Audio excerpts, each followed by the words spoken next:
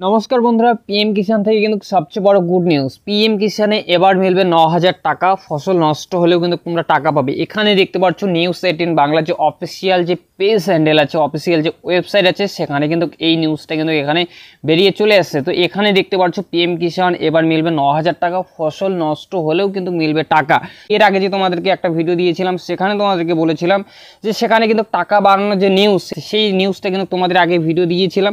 তো সেই ক্লিপটা এই ভিডিওতেও তোমাদেরকে দিয়ে দিচ্ছি, 30 সেকেন্ডের জন্য তোমরা একটু দেখে নিও।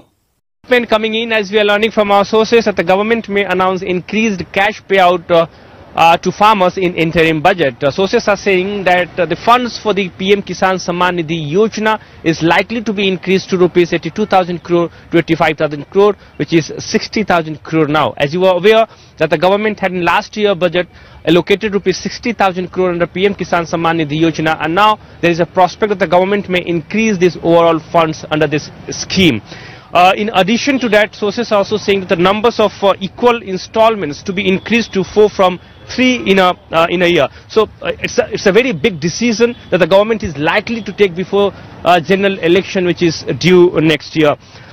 Moving ahead, sources are also saying that the farmers are likely to get rupees 8,000 to 10,000 per annum directly into their bank account under this scheme. We are given to understand that the Agriculture Ministry has sent this proposal and active discussion is going on, which means increased cash payout to farmers is going to boost government's prospect in 2024 parliamentary election. এই যে ক্লিপটা যে তোমাদেরকে দেখিয়ে দিলাম, এই ক্লিপটা দেখার পর তোমাদের মতামত অবশ্যই জানাবে। কি বলা হয়েছে News18 বাংলা থেকে, যে News18 বাংলা থেকে যে অফিসিয়াল ওয়েবসাইট আছে, সেখান থেকে যে পিএম কিষাণের এই ৯,০০০ টাকা যে নিউজটা বেরিয়ে চলে এসেছে, সেখানে কি বলা হয়েছে পুরোপুরি তোমাদেরকে এখানে দেখিয়ে দিচ্ছি।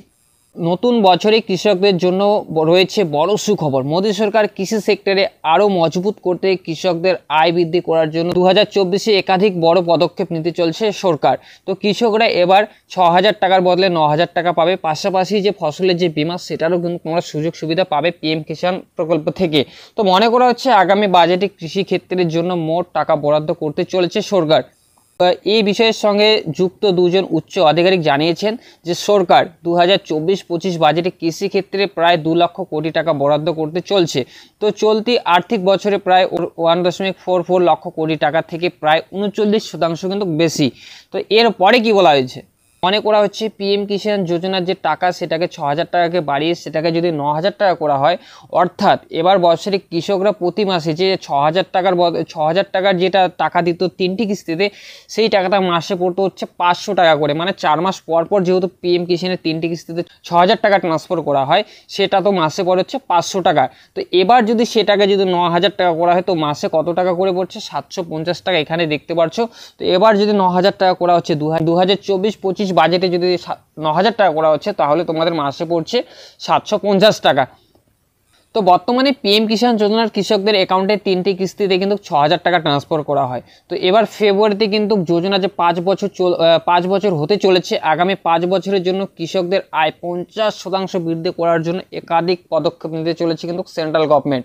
তো সরকার কিন্তু এই পদক্ষেপটা নিচ্ছে। কৃষকদের কথা মাথায় রেখে প্রধানমন্ত্রী ফসল বীমা যোজনার থেকে বেশি কিছু বদল করা হবে। তো 2016-তে শুরু করা হয়েছে এই যোজনা। অত্যন্ত কম প্রিমিয়ামের ফসলের কৃষকদের বীমা দেওয়া হয়। প্রিমিয়ামের যে বীমার মাত্রা ছিল, সেটা ছিল 1.5 থেকে 5% কৃষকদের দিকে। বাকি প্রিমিয়ামের যে আওতাটাই ছিল, সেটা সরকার তরফে কিন্তু দেওয়া হয়। তো এরপরে কি বলা হয়েছে, এবার বাজেটে 30% বেশি বরাদ্দ টাকা করতে পারে। তো এখন এই বিষয়টি জানা যায়নি।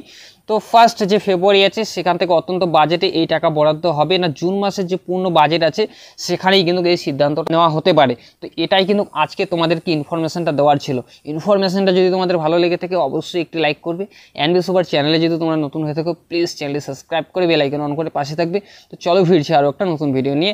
সবাই ভালো থাকবে, সুস্থ থাকবে।